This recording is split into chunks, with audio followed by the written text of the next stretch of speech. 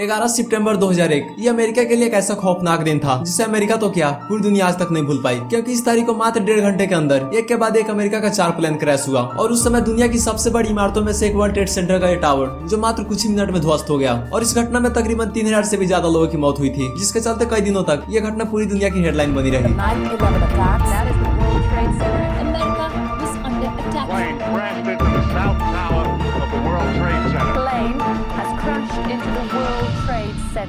दोस्तों, मैं आपका दोस्त सोन शर्मा और आज हम 2001 में घटी कुछ ऐसी घटनाओं को बताने जा रहे हैं जो थी तो बहुत छोटी और उसके वजह से जो हादसे हुए वो बहुत ही खौफनाक था। So let's start this video.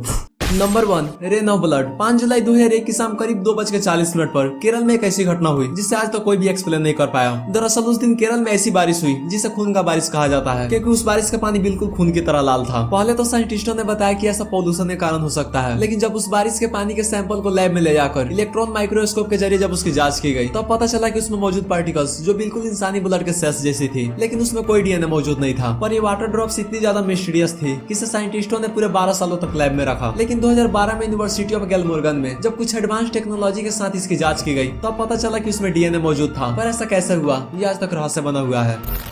Number 2, monkey man of Delhi. 5 अप्रैल 2001 की रात गाजियाबाद का रहने वाला अनिल गोपाल नाम का एक आदमी जो ज्यादा गर्मी की वजह से अपने छत पर सोया हुआ था, लेकिन रात के करीब 2 बजे उसके ऊपर कोई अदृश्य जानवर हमला करके रात के अंधेरे में किसी रहस्यमय तरीके से गायब हो गया, जो कि उसके हाथ और पैर पर काफी ज्यादा खरोच भी लगे हुए थे। लेकिन 2 हफ्ते बाद 18 अप्रैल की रात 3:15 पर उसी के पड़ोस में विनोद नाम के एक आदमी के साथ ठीक ऐसी ही घटना घटी। उसने बताया कि कोई मंकी जैसा ऑब्जेक्ट अचानक से उसके ऊपर हमला करने लगा, पर जब तक वो कुछ समझ पाता तब तक वो अंधेरे में गायब हो गया। इस घटना के बाद आसपास के सभी लोग इस बात को लेकर डरे हुए थे, लेकिन अब की बार अगले ही रात रहस्युद्दीन नाम का एक आदमी जब अपने बरामदे में सोया हुआ था तभी उसके साथ भी ठीक ऐसी ही घटना घटी। लेकिन रहस्युद्दीन इस घटना से इतना ज्यादा जख्मी हो गया कि उसे रिकवर होने में पूरे 1 महीने लग गए। देखते ही देखते उस मंकी का आतंक पूरे दिल्ली भर में फैल गया और इस तरह से हर दिन नए नए केस आने स्टार्ट हो गए। इस घटना की वजह से 3 लोगों की मौत भी हुई, जो कि सिर्फ भागदौड़ की वजह से हुई थी। उस समय ये न्यूज वाले सब कुछ छोड़ अपना टीआरपी बढ़ाने के लिए सिर्फ इसी घटना के ऊपर बात करने लगे, जिस वजह से लोग और भी ज्यादा डर गए। कई बार ये लोग अंधेरे में किसी को भी पकड़कर उसे मारने लगते कि यही मंकी मैन है। जिसके बाद दिल्ली पुलिस ने उस मंकी मैन को पकड़ने के लिए पूरे 3000 पुलिस को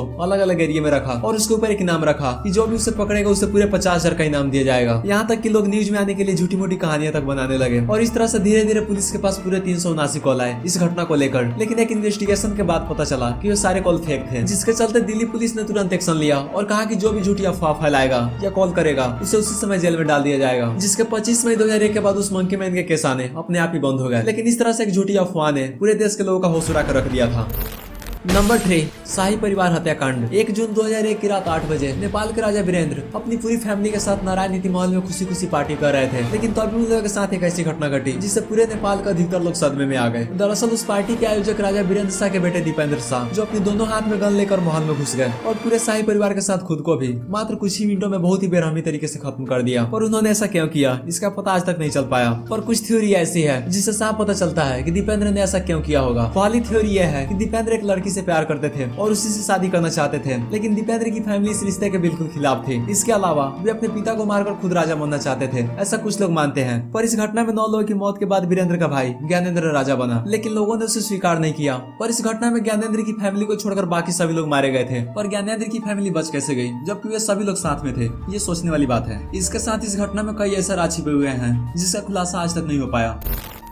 नंबर 4, सितंबर 11 अटैक्स। दरअसल अमेरिका एयरलाइंस की फ्लाइट 11 जो बोस्टन एयरपोर्ट से लॉस एंजलिस के लिए 81 पैसेंजर्स और 11 क्रू मेंबर के साथ सुबह 7:59 पर रवाना हुआ। लेकिन टेक ऑफ के 15 मिनट बाद पता चला कि उन 81 पैसेंजर्स में से 4 हाईजैकर्स थे, जिन्होंने प्लेन को हाईजैक करके वर्ल्ड ट्रेड सेंटर के नॉर्थ वाले टावर के बीचों बीच 8:46 पर उस प्लेन को क्रैश कर दिया। लेकिन इसके 17 मिनट बाद यूनाइटेड एयरलाइंस की फ्लाइट 175 को भी हाईजैक कर लिया गया, जिससे 5 हाईजैकर्स ने मिलकर अब की बार वर्ल्ड ट्रेड सेंटर के साउथ वाले टावर के ऊपर क्रैश कर दिया। जिसके बाद कुछ ही समय में वर्ल्ड ट्रेड का साउथ टावर जो पूरी तरह से नष्ट हो गया। लेकिन 7 मिनट बाद फिर से पता चला कि 2 और प्लेन को भी हाईजैक कर लिया गया है, जिसमें पहला प्लेन अमेरिकन एयरलाइंस फ्लाइट 77 जो वाशिंगटन से लॉस एंजलिस के लिए जा रहा था, और वहीं दूसरा यूनाइटेड एयरलाइंस की फ्लाइट 93 जो न्यू जर्सी से कैलिफोर्निया के लिए रवाना हुआ था। लेकिन हाईजैकर्स ने फ्लाइट 77 को यूएस की पेंटागन बिल्डिंग के ऊपर 9:37 पर क्रैश कर दिया। उस समय लोगों को कुछ भी समझ में नहीं आ रहा था कि आखिर ऐसा हो क्यों रहा है। और कुछ ही देर बाद फ्लाइट 93 में मौजूद पैसेंजर्स को पता चला कि उनका भी प्लेन हाईजैक हो चुका है, और जिस तरह से पहले 3 प्लेन को क्रैश करवाया गया है उसी उसी तरह से इसे भी क्रैश कर दिया जाएगा। जिसके बाद प्लेन में हड़कंप मचा और वो प्लेन एक खाली मैदान में क्रैश कर गया। उस समय अमेरिका के प्रेसिडेंट जॉर्ज बुश